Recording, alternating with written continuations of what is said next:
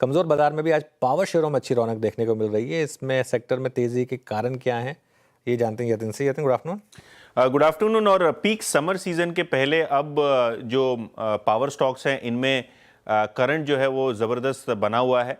In fact अगर हम power index की बात करें, इस महीने में ही पावर इंडेक्स में लगभग 8% की तेज़ी है, one of the top performing sector है। और अगर हम पावर स्टॉक्स की बात करें तो अच्छे रिटर्न्स यहाँ देखने को मिल रहे हैं। वजह समझ लेते हैं सबसे पहले, क्योंकि समर की पीक डिमांड सरकारी एस्टिमेट्स के हिसाब से 270 गीगावाट्स होनी चाहिए, और इसके लिए कंपनियां ही नहीं, गवर्नमेंट भी अपनी कमर कस रही है। जो imported coal based power plants हैं इनको किस हिसाब से एक्टिवेट किया जाए, यहाँ किस तरीके से ऑप्टिमम कैपेसिटी लगाई जाए, उस पर सरकार काम कर रही है। हाइड्रो पावर प्रोजेक्ट्स में भी सरकार ने कहा है कि जो वाटर लेवल्स हैं वो मेंटेन होने चाहिए, ताकि समर में इसका पूरे जोर से उपयोग होता हुआ नज़र पड़ सके। और अगर हम मर्चेंट पावर की बात करें, जो पिछले 2-3 महीने से ट्रेंड थोड़ा वीक था, वहाँ भी हम पिकअप देख रहे हैं। इनफैक्ट आईईएक्स का ट्रेडिंग वॉल्यूम भी फरवरी महीने के लिए काफ़ी अच्छा था। In fact high single digit growth वहाँ देखने को मिला है। तो कहीं ना कहीं ओवरऑल अगर हम देखें तो पावर डिमांड आपको समर की पीक सीजन में बढ़ती हुई नज़र पड़ेगी। इनफैक्ट अगर हम मर्चेंट पावर प्लांट्स की बात करें, जैसे कि जेएसडब्ल्यू एनर्जी, अदानी पावर, तो कहीं ना कहीं पिछले समर सीजन का बेनिफिट इनको अर्निंग्स में मिला था, और शायद इस बार भी उस तरीके का रिपीट परफॉर्मेंस आपको देखने को मिल सकता है।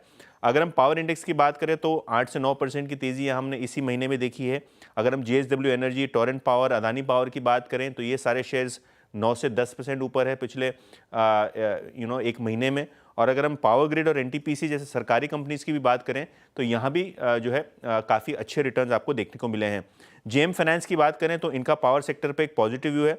इनको लगता है FY 26 में, यानी अगले वित्त वर्ष में 6.5% से पावर डिमांड ग्रो होनी चाहिए, और इसमें प्राइवेट सेक्टर की कंपनियां, लिस्टेड एंटिटीज़ को बेनिफिट होनी चाहिए। अगर हम जेएसडब्ल्यू एनर्जी की बात करें तो इनका 650 का टारगेट है, एनटीपीसी में लगभग 360 रुपये के आसपास का टारगेट है, और टाटा पावर और टोरेंट पावर, ये दोनों स्टॉक्स पे भी उनकी खरीदारी की एडवाइस है। आईसीआईसी सिक्योरिटीज़ की जो पिछले हफ्ते रिपोर्ट आई थी अदानी पावर की, उस पे शेयर ने एक पॉजिटिव रिएक्शन दिया था। उनका करीब 600 रुपये का टारगेट है, क्योंकि 12 के पीई पे स्टॉक अवेलेबल है 1 ईयर फॉरवर्ड अर्निंग्स पे। और अगर हम पावर ग्रिड की बात करें तो यहाँ एंटी की कुछ दिनों पहले रिपोर्ट आई, जहाँ वो खरीदारी की सलाह दे रहे हैं 350 से ज़्यादा के टारगेट्स के लिए, और इनको लगता है कि आगे जाके 7 से 8% इनका प्रॉफिट ग्रोथ होना चाहिए।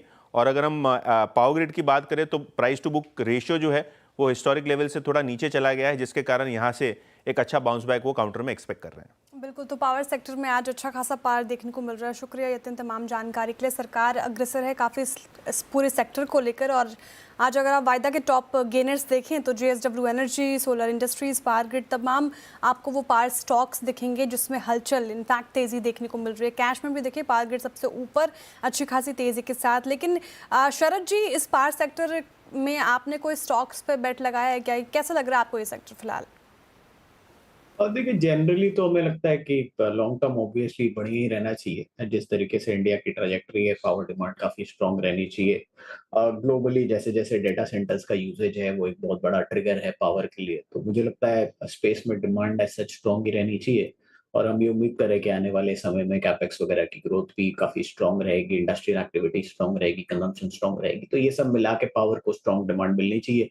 प्लस ऑब्वियसली समर और ग्लोबल वार्मिंग एक कंटिन्यूअस थीम है। हमें लगता है सीएससी इन वैल्यूएशंस पे एक अट्रैक्टिव बेट हो सकती है यहाँ से 30-40 रुपए के अपसाइड के लिए। और मुझे लगता है, जैसा अभी यतिन भी बोल रहे थे, कि अडानी पावर 15-16 के फॉरवर्ड मल्टीपल्स पे अवेलेबल है और long term growth trajectory strong है। तो ये दो स्टॉक्स मुझे लगता है फेवरेबली प्लेस्ड हैं। एनटीपीसी भी बहुत महंगा नहीं है, 14-13 के मल्टीपल पे ही अवेलेबल है। बट मुझे लगता है हिस्टोरिकली जो प्राइस टू बुक एनटीपीसी को मिलता है, कोई ऐसे एबनॉर्मल ग्रोथ ट्रिगर्स नहीं है अगले साल 2 साल में। लॉन्ग टर्म में ऑब्वियसली उनकी भी ट्रैजेक्टरी काफी स्ट्रांग है। तो ये 2-3 चीजें, और बाकी मुझे लगता है कि रिन्यूएबल पावर में बहुत सारे स्टॉक्स काफी नीचे आ गए हैं। वहां पे आप थोड़ी शॉपिंग कर सकते हैं, वो स्पेस भी मुझे लगता है काफी अट्रैक्टिव हो गई है।